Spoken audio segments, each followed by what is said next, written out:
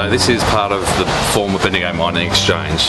A lot of people walk through here every day, but they wouldn't actually know what's upstairs because it's been hidden from public view for decades.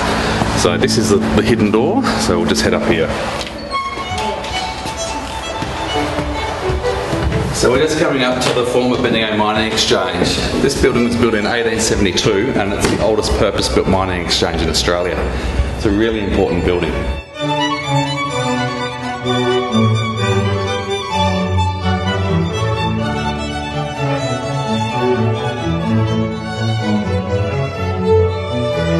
The Bendigo Mining Exchange is part of the Beehive building.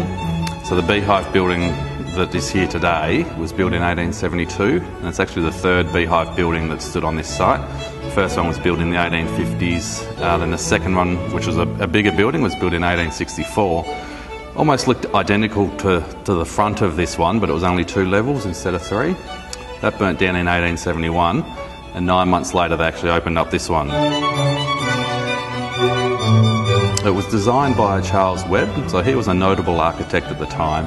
He also designed the Windsor Hotel in Melbourne, which many people will be familiar with, and the Royal Arcade, which runs off Burke Street Mall. Another building that he did at the time was the South Melbourne Town Hall, so really prominent architect at the time.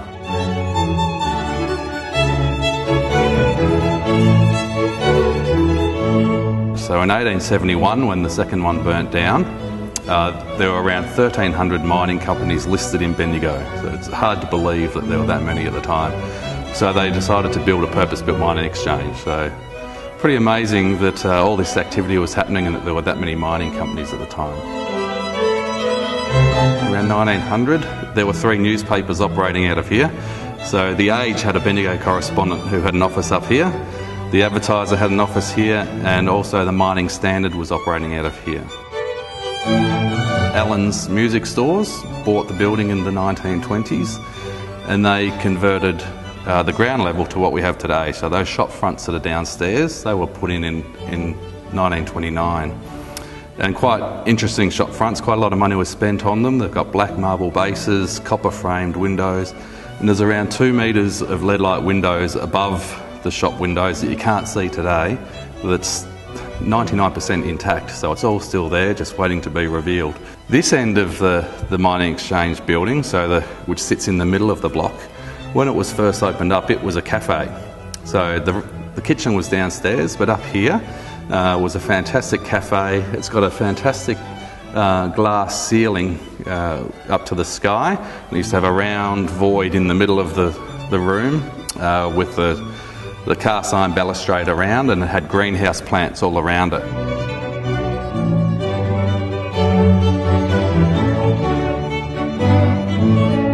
So this is a cast of the original balustrade which used to line the voids that we had up here.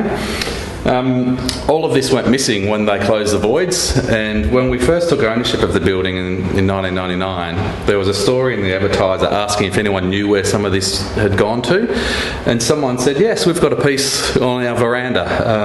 So they were kind enough to loan it to us so we could get it recast down at Castlemaine, and we've had it all redone, so it's ready to be reinstated.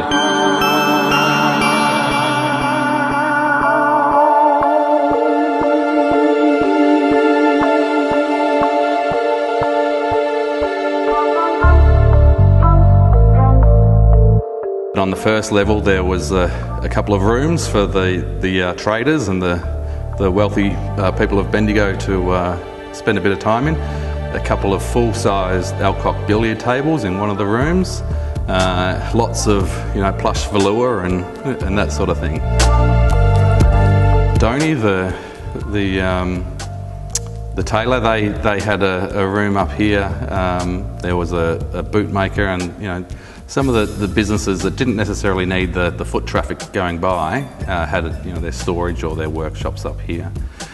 In some ways that's fantastic because it's left a bit of a time capsule. So this building now has the ability to be restored and shown off again, with not too much work being required to get it back to what it used to be like, because the building's structurally sound now. We've spent a lot of money on getting it to this stage. Downstairs, before Allen's Music purchased the building and made the changes, it was a big open trading floor. So from wall to wall, it was all open, and it had these quite ornate cast iron columns sort of in the middle, which is still there. There's only one or two of them that haven't been boxed in, but they're all still there, so it'll be fantastic to see those restored one day.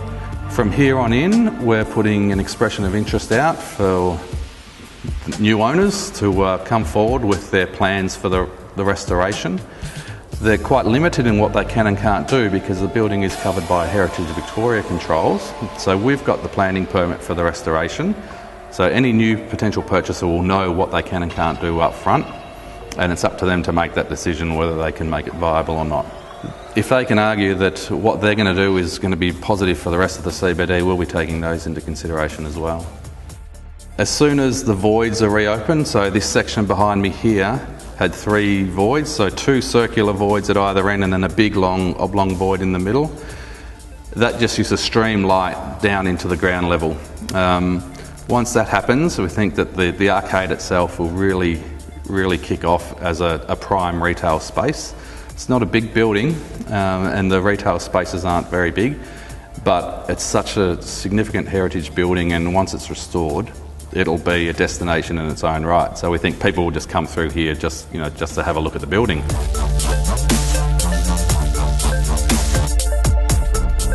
You know, we see buildings like the Sacred Heart Cathedral that have 100,000 visitors through there each year. You know, people are looking for historic buildings and a local sort of story as part of the experience of shopping.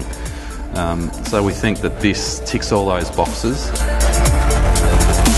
One of the reasons we put the photo downstairs at the end of the arcade of what it looks like 12 months ago was just so that people could once again see what's up here. We think it will become one of the jewels in the crown of the CBD.